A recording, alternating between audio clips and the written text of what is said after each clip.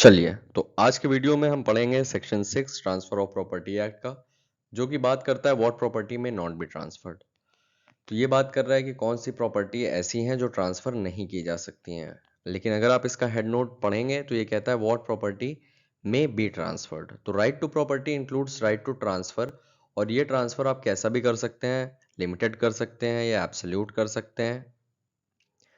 लेकिन एक important point ये है कि अगर प्रॉपर्टी ट्रांसफर हो रही है तो आपको देखना पड़ेगा कि क्या वो प्रॉपर्टी ट्रांसफरेबल है, ताकि ये एक वैलिड ट्रांसफर हो सके। जनरल रूल इसका ये है कि property of every kind is transferable. हर तरह की प्रॉपर्टी ट्रांसफरेबल है, लेकिन कुछ एक्सेप्शन है जहां पर वो ट्रांसफरेबल नहीं है।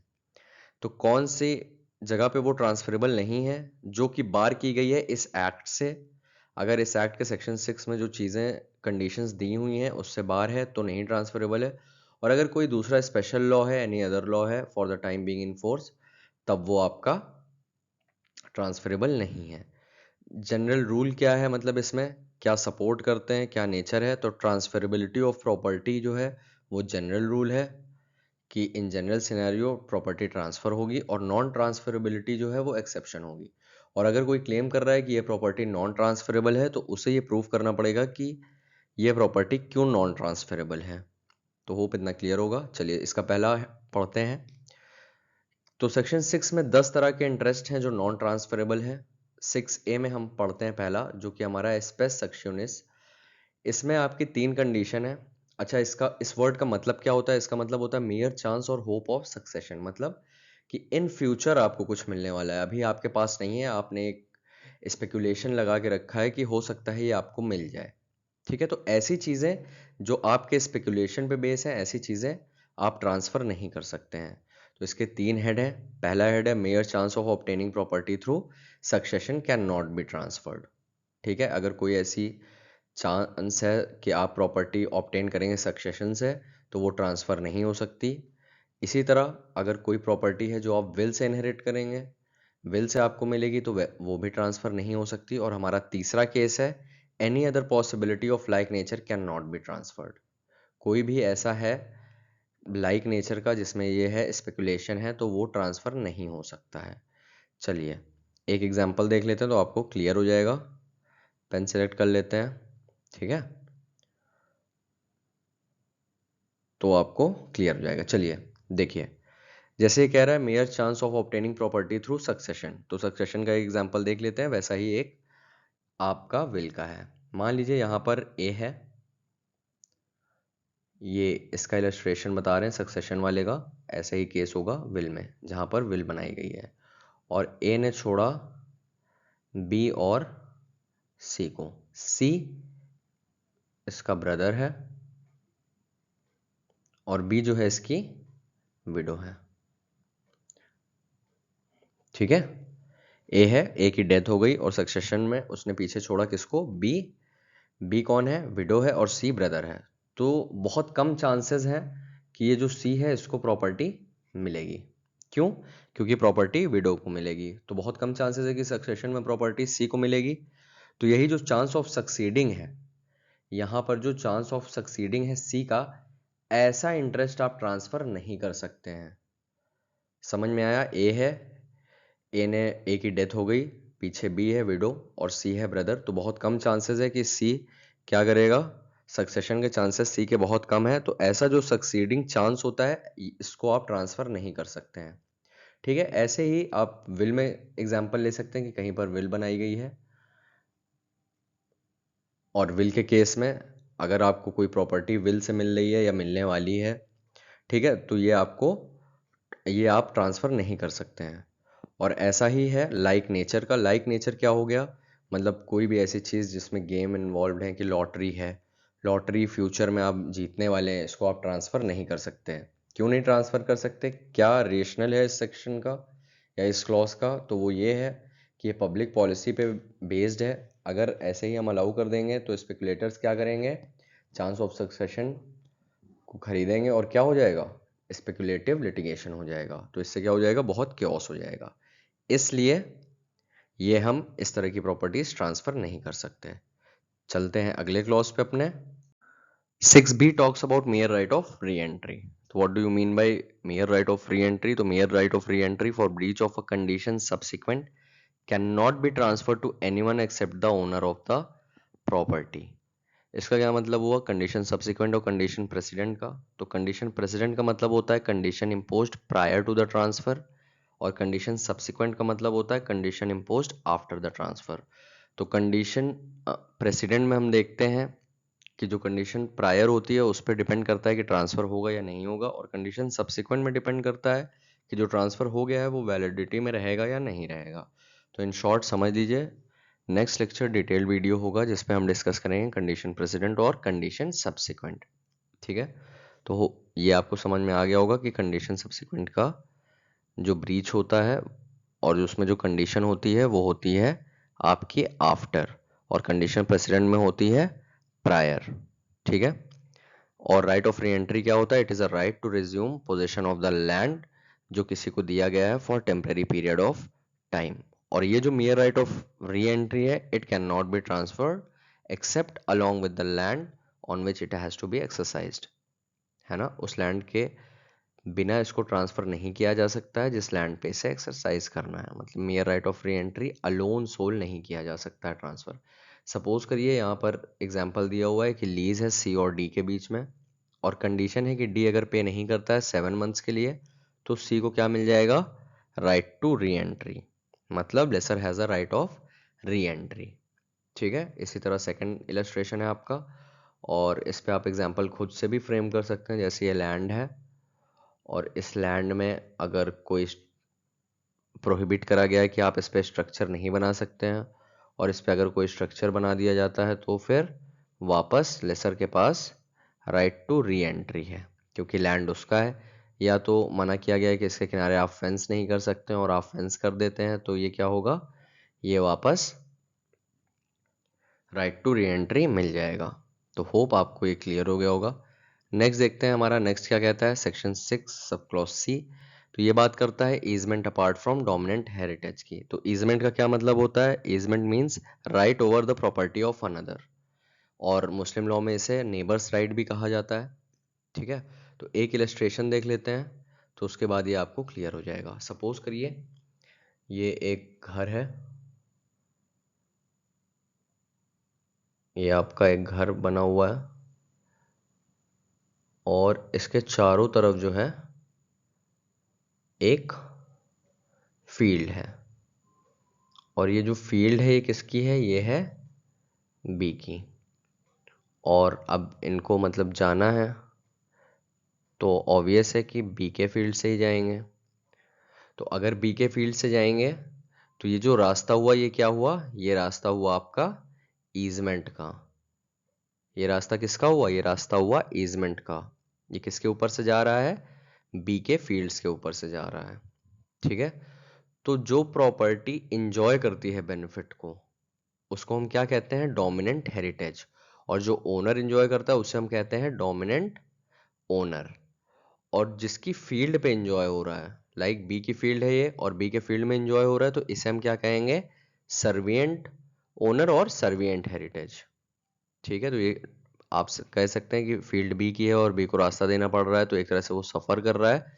तो आप इसको रिलेट कर सकते हैं कि सर्वेंट और डोमिनेंट। डोमिनेंट मतलब डोमिनेट कर रहा है, फील्ड बी की है और ए यहां से रास्ता ले रहा है ना, यहां से ए रास्ता ले रहा है।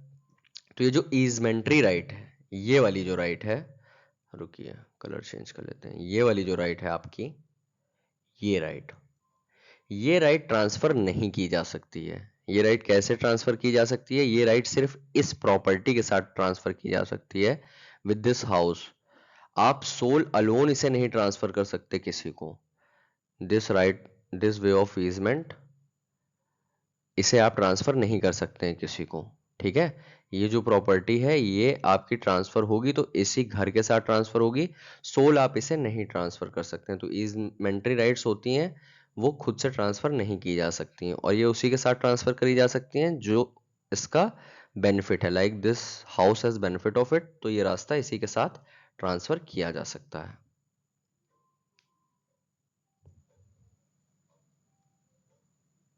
तो section 6D talks about restricted interest. इसका क्या मतलब होता है? इसका मतलब होता है कि कुछ ऐसे इंटरेस्ट होते हैं प्रॉपर्टी में जो सिर्फ ओनर एंजॉय करता है और वो हम किसी को ट्रांसफर नहीं कर सकते। ओनर वो किसी को ट्रांसफर नहीं कर सकता क्योंकि उसको किसी किन्हीं पर्सनल क्वालिफिकेशंस की वजह से ऐसे इंटरेस्ट दिए गए हैं, तो वो किसी और को ट्रांसफर नहीं कर सकता और कोई उस प्रॉपर्टी को एंजॉय नहीं कर सकता। For example right of maintenance. Right of maintenance जिनको अवॉर्ड हुआ है वही एंजॉय कर सकते हैं और किसी और को ये ट्रांसफर नहीं कर सकते हैं क्योंकि उनके पर्सनल क्वालिफिकेशन की वजह से उन्हें राइट ऑफ मेंटेनेंस दिया गया है या राइट ऑफ प्रीएम्पशन है, या ऐसे राइट्स जो सिर्फ पर्सन को रिस्ट्रिक्टेड है तो वो पर्सन ही यूज कर सकता है और उन्हें ट्रांसफर नहीं कर सकता है। एक एग्जाम्पल देख लेते हैं, एग्जाम्पल से आपको ये और क्लियर हो जाएगा कि रिस्ट्रिक्टेड इंटरेस्ट का रोल क्या होता है। ठीक है, चलिए तो एग्जाम्पल देख लेते हैं, इससे आपको और क्लियर हो जाएगा। जैसे ये सपोज करिए ए है और बी है। ए ने प्रॉपर्टी बी को दी किस चीज के लिए? सोलेमनाइजेशन ऑफ मैरिज ऑफ बीज डॉटर। ठीक है, और मैरिज के बाद बी ने क्या करा? बी ने सी को दे दिया रेंट के लिए और सी से पीरियोडिक रेंट ले रहा था। ठीक है, ए ने प्रॉपर्टी ट्रांसफर करी बी को for solemnisation of marriage of बीज डॉटर, पर्सनल यूज के लिए दिया बी के, और बी ने क्या करा? इसे सी को ट्रांसफर कर दिया फॉर रेंट। तो ऐसा नहीं कर सकता है। क्यों? क्योंकि ये सिर्फ सोल बी के लिए दिया गया है, for solemnisation of marriage of बीज डॉटर। ठीक है, तो ये होता है रिस्ट्रिक्टेड इंटरेस्ट, सिर्फ बी ही इस प्रॉपर्टी को यूज कर सकता है और ये जो सी को ट्रांसफर करेगा ये क्या हो जाएगा? वॉइड। ठीक है, चलिए नेक्स्ट देखते हैं। नेक्स्ट हमारा क्या है? नेक्स्ट हमारा बात करता है 6 sub clause D right to future maintenance.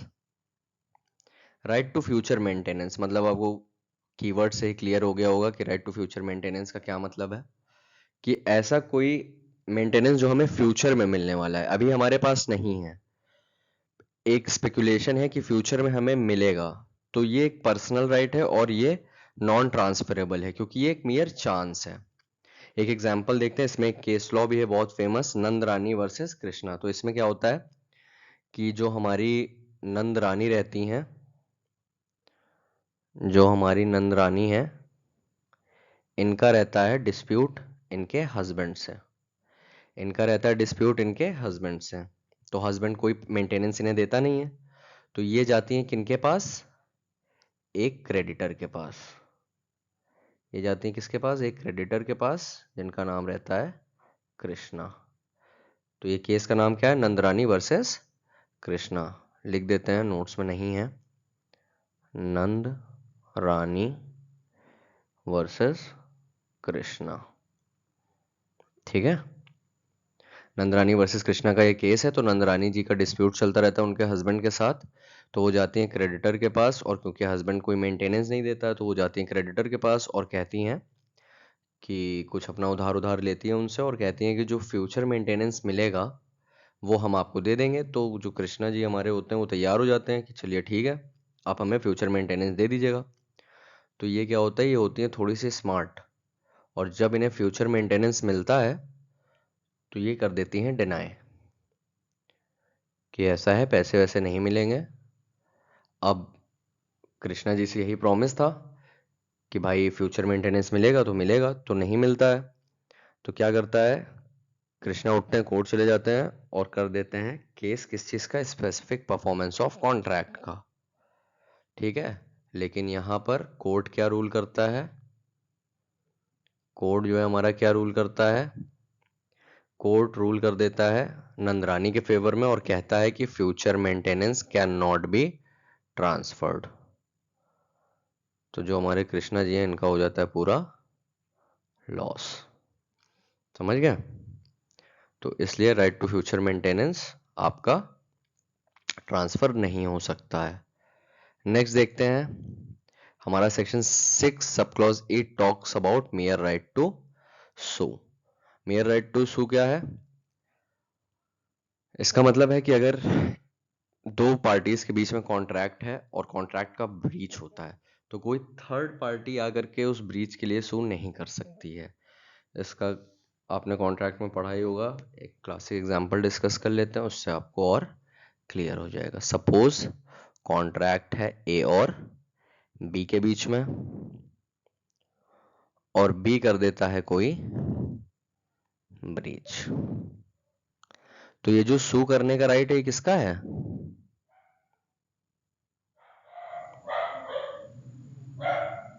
ये जो राइट है, एक सेकंड, ये जो राइट है सू करने का, ये किसका अराइज हुआ? ये अराइज हुआ आपका ए का ना। तो ये कह रहा है कि ये जो राइट ए का है, ये ए किसी को ट्रांसफर नहीं कर सकता है, सी डी ई किसी भी थर्ड पर्सन को ये राइट ट्रांसफर नहीं कर सकता है। मेयर राइट टू सू क्या कह रहा है? कह रहा है कि it can not be transfer to some stranger. मतलब ए और बी के बीच में कॉन्ट्रैक्ट है, और बी ने कुछ कंडीशंस का ब्रीच किया, वायलेशन किया, और जो अराइज हुआ सू करने का वो ए का हुआ, तो ए ये राइट को ट्रांसफर नहीं कर सकता किसी भी थर्ड पर्सन को। तो होप यहां तक आपको क्लियर होगा। चलते हैं अगले क्लॉज पे। चलिए, तो हमारा जो 6 सब क्लॉज एफ है वो बात करता है पब्लिक ऑफिसर्स की, और सैलरी ऑफ पब्लिक ऑफिसर की ट्रांसफर नहीं की जा सकती क्योंकि ये अगेंस्ट है पब्लिक पॉलिसी के। Public office as such act में डिफाइंड कहीं नहीं है कि क्या है क्या नहीं है, लेकिन पब्लिक ऑफिस या पब्लिक ऑफिसर एक ऐसी पोस्ट है या पोजीशन है जिससे पब्लिक ड्यूटी अटैच्ड है। ठीक है, तो ऐसी चीज़ें हम ट्रांसफ़र नहीं कर सकते। हमारा नेक्स्ट क्लॉज है सेक्शन 6 सब क्लॉज जी, जो बात करता है स्टाइपेंड्स एंड पेंशन की। तो स्टाइपेंड एंड पेंशंस क्यों नहीं ट्रांसफ़र की गई हैं? क्योंकि ये दी जाती हैं किस चीज़ के लिए? किसी ने पास्ट सर्विस करी है। सपोज करिए ये ए हैं, ये आर्मी में थे, इन्होंने पास्ट सर्विस रेंडर करी है, और इसके लिए इन्हें पेंशन दी जा रही है। तो ये जो पेंशन दी जा रही है, ये ट्रांसफ़र नहीं कर सकते अपने सन को या किसी थर्ड पर्सन को। क्यों? क्योंकि सर्विस इन्होंने करी है, इसलिए इन्हें पेंशन मिल रही है। पास्ट में जो इन्होंने सर्विस करी है उसकी वजह से इन्हें पेंशन मिल रही है। तो ये ऐसा कुछ ये ट्रांसफ़र नहीं कर सकते हैं। इसी तरह मेडल, स्कॉलरशिप, रिवॉर्ड्स एट्सेट्रा वगैरह ट्रांसफ़र नहीं की जाती हैं। ठीक है, नेक्स्ट देखते हैं हमारा नेक्स्ट कौन सा है। सेक्शन 6 सब क्लॉज एच बात करता है किसकी? अनलॉफुल ट्रांसफर्स की। ये किस तरह के ट्रांसफर प्रोहिबिट करता है? तो 3 कैटेगरी हैं जिसमें ये ट्रांसफर प्रोहिबिट करता है। सबसे पहले, in so far as it is oppose to the nature of interest affected thereby. Nature of interest affected by thereby क्या मतलब हुआ इसका? इसका मतलब कोई ऐसी प्रॉपर्टी है जिसको आप ट्रांसफर कर ही नहीं सकते हैं। मतलब ट्रांसफरेबिलिटी उसके नेचर के ही अगेंस्ट है। ऐसा क्या एग्जाम्पल हो सकता है? जैसे लाइट है, एयर है, वाटर है, आप इन्हें ट्रांसफर कर सकते हैं। इनका नेचर ही नहीं है कि आप इन्हें ट्रांसफर कर सकते हैं। ठीक, तो पहला प्रोहिबिशन ये है हमारा, जो by very nature he transferable नहीं है। दूसरा है फॉर एन अनलॉफुल ऑब्जेक्ट और consideration, section 23 Indian contract act. मतलब अगर ऑब्जेक्ट है या कंसिडरेशन है और वो अनलॉफुल है, तब आप उसे ट्रांसफर नहीं कर सकते हैं। और थर्ड हमारा क्या कह रहा है? कह रहा है person legally disqualified to be a transfer. ये ऐसा कौन होता है? जैसे ऑफिसर होते हैं कोर्ट ऑफ जस्टिस में जो इन्वॉल्व होते हैं सेल्स एग्जीक्यूशन में, तो वो उस प्रॉपर्टी को नहीं खरीद सकते हैं। तो इसमें हमारे पास 3 कैटेगरी है। पहली कैटेगरी क्या कह रही है? जिसके नेचर ऑफ इंटरेस्ट ही नहीं है कि वो ट्रांसफ़र करा जा सके, एग्जाम्पल एयर, वाटर, ये सब। और सेकंड हमारा क्या कह रहा है कि अगर ऑब्जेक्ट और कंसिडरेशन अनलॉफुल है तो नहीं ट्रांसफ़र हो सकता। और तीसरा कह रहा है legally disqualified to be a transferee. Example, जो कोर्ट ऑफिसर होते हैं, इन्वॉल्व होते हैं एग्जीक्यूशन में सेल के, तो वो उस प्रॉपर्टी को नहीं खरीद सकते हैं। लास्ट क्लॉज देखते हैं। तो हमारा लास्ट क्लॉज है सेक्शन 6 सब क्लॉज आई, जो बात करता है अनट्रांसफरेबल ऑक्यूपेंसी इंटरेस्ट की। तो जनरल रूल ये है कि आप ट्रांसफर कर सकते हैं, that is right to enjoy possession. आप ट्रांसफर कर सकते हैं लीज होल्ड प्रॉपर्टी का, लेकिन कुछ एक्सेप्शन है। वो एक्सेप्शन क्या है हमारे? कि आप एग्रीकल्चरल लैंड्स का ट्रांसफर नहीं कर सकते हैं, और जहां पे एक्सप्रेस कंडीशन है कि आप ट्रांसफर नहीं कर सकते हैं, वहां पर ट्रांसफर नहीं किया जा सकता है। तो जनरल रूल हमारा क्या कहता है? हमारा जनरल रूल कहता है कि ट्रांसफर करा जा सकता है, ठीक है। लेकिन जो हमारी दो कंडीशन है वो क्या कह रही है? पहली कि अगर एग्रीकल्चरल लैंड है तो नहीं करा जा सकता है, और अगर एक्सप्रेस कंडीशन है तब भी हम ट्रांसफर नहीं कर सकते हैं। तो होप आपको क्लियर होगा। अगले वीडियो में will discuss condition subsequent and condition president, जो कि हमारा कंडीशनल ट्रांसफर में आता है। Thank you so much for watching the video.